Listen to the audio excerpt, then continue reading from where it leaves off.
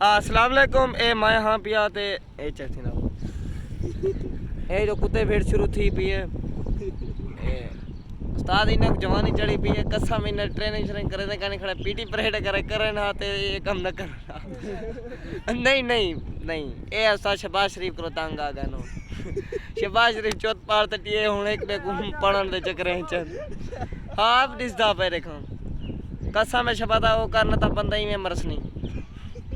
गाल सीधी है ए मत समझो इन्हें शर्म रहे भीड़े पर महंगाई तो तंग है